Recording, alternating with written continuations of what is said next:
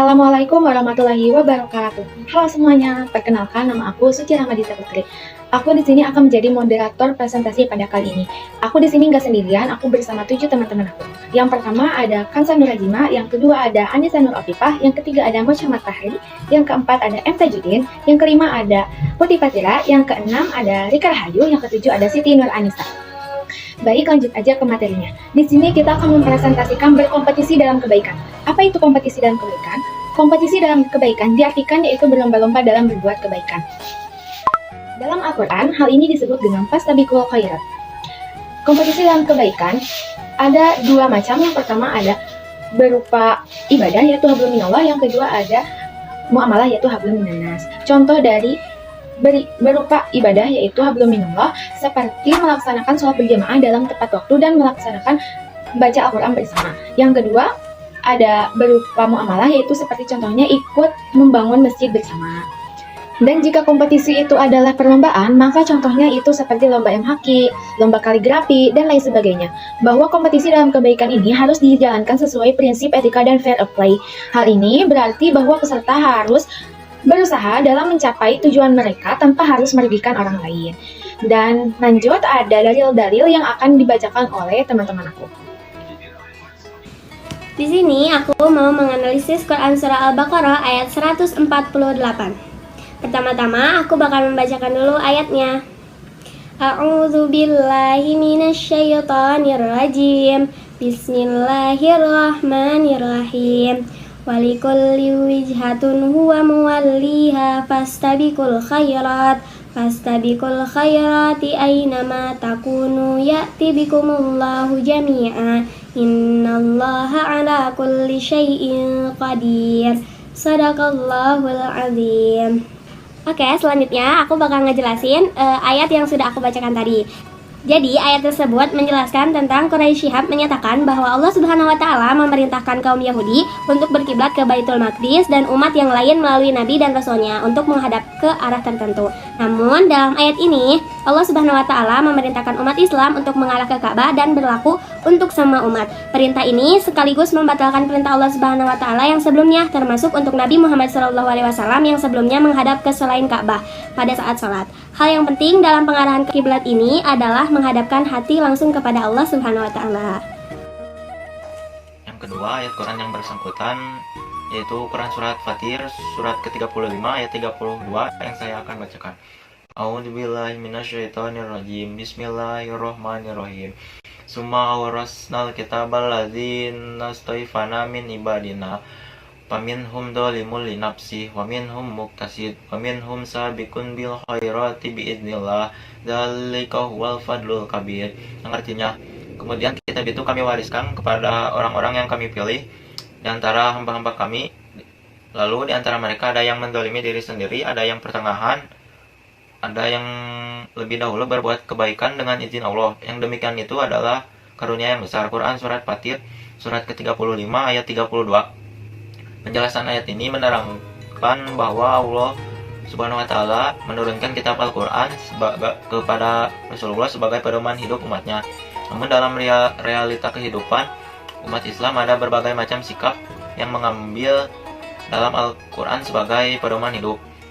Sikap-sikap mereka disebutkan dalam Quran surat Fatir surat ke-35 ayat 32 sebagai berikut. Kelompok pertama adalah mereka yang menzalimi diri sendiri, yaitu orang-orang yang meninggalkan perintah-perintah Allah dan mengerjakan larangannya. Kelompok kedua ada bersikap pertengahan, yaitu yang mengerjakan kewajiban dan meninggalkan larangan. Juga terkadang masih meninggalkan perkara yang disunahkan dan melakukan perkara yang makruh. Kelompok tiga bersikap segera melakukan kebaikan dengan izin Allah. Golongan ini mengerjakan perbuatan yang diwajibkan dan disunahkan, serta menjauhi perkara yang diharamkan dan dimakruhkan.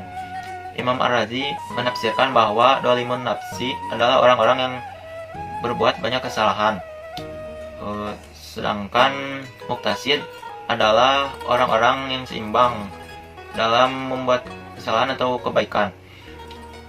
Adapun sabiqun bil khairat adalah orang-orang yang berbuat banyak kebaikan. Yang ketiga, menganalisis Quran Surat An-Nahl ayat 97. أعوذ بالله من الشيطان الرجيم بسم الله الرحمن الرحيم من عمل صالحا من ذكر أو أنثى وهو مؤمن فلنحيينه حياة طيبة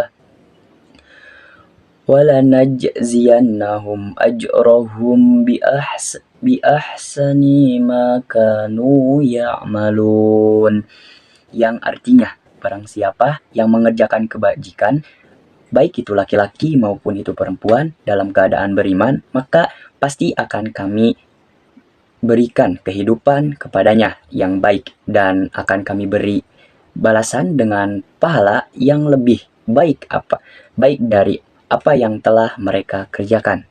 Rekan-rekanku semuanya, di dalam surat An-Nahl ayat 97 ini menjelaskan bahwa Allah Subhanahu wa taala akan memberikan kehidupan kepada kita yang beriman ataupun yang mengerjakan kebajikan dalam keadaan beriman, dan Allah juga menjanjikan bahwasanya akan lebih memberikan pahala kepada orang yang mengerjakan kebajikan.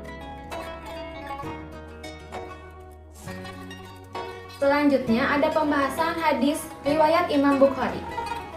Dalam hadis riwayat Bukhari dikatakan bahwasannya bercerita kepadaku Yahya bin Ayub, Qutaibah, dan Ibnu Hajar, semuanya bersumber dari Ismail bin Ja'far, dari Ayub, dari Ismail, dari Al-A'la, dari ayahnya, dari Abu Hurairah, bahwasannya Nabi Muhammad SAW bersabda, bersegeralah melakukan amalan solih sebelum datang fitnah atau musibah, seperti potongan malam yang gelap, yaitu seseorang pada waktu pagi dalam keadaan beriman dan di sore hari dalam keadaan kafir. Ada pula yang sore hari dalam keadaan beriman dan di pagi hari dalam keadaan kafir. Ia menjual agamanya karena sedikit dari keuntungan dunia. Hadis ini berisi perintah untuk bersegera melakukan amalan solih, sebab dikabarkan bahwa kelak akan datang fitnah seperti potongan malam. Artinya fitnah tersebut tidak terlihat nyaris sempurna. Selanjutnya ada pembahasan mengenai apa yang harus dipersiapkan dalam kompetisi. Hal yang harus disiapkan dalam kompetisi yaitu ada 5. Yang ke-1, niat yang lurus. Luruskan niat bahwa mengikuti kompetisi ini untuk mencari ridha Allah, bukan sekedar mencari penghargaan. Yang kedua, persiapan mental. Yang ketiga, kondisi fisik. Usahakan tubuh dalam keadaan fit. Yang keempat, strategi lomba. Pahami aturan untuk menyusun strategi.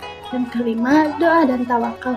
Setelah semua usaha telah dilaksanakan, pasrahkan kepada Allah Subhanahu wa taala dan perbanyak doa. Selanjutnya ada pembahasan bagaimana cara menghadapi kompetisi masa kini. Cara menghadapi kompetisi di masa kini. Yang pertama, mengembangkan diri secara berkelanjutan, belajar dan meningkatkan keterampilan agar relevan dengan perkembangan zaman. Lakukan kursus, membaca buku atau berdiskusi dengan para ahli. Yang kedua, fokus pada kualitas bukan kuantitas. Penting untuk mengutamakan kualitas pencapaian daripada kuantitas. Dalam persaingan ketat, kualitas lebih dihargai. Yang ketiga, tetap berpegang pada etika dan integritas, kejujuran, dan perilaku baik menjadi kunci untuk mencapai keberhasilan jangka panjang meskipun hasilnya tidak instan. Yang keempat, manfaatkan teknologi secara bijak. Gunakan teknologi untuk belajar, membangun jaringan, dan memasarkan kemampuan. Hindari penyalahgunaan yang merugikan diri sendiri.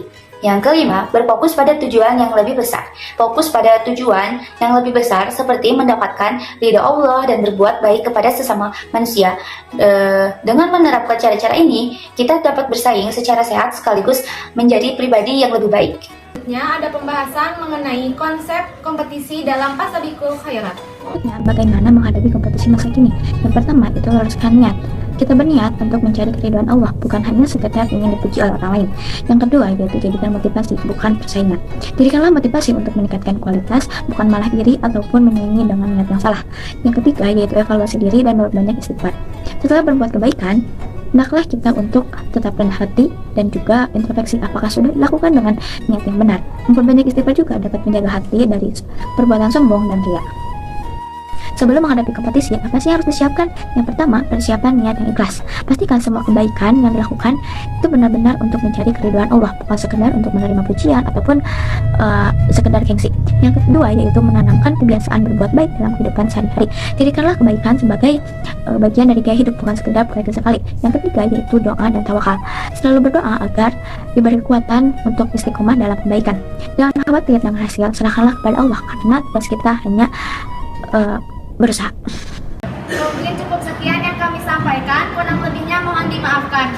Hidup bersedia.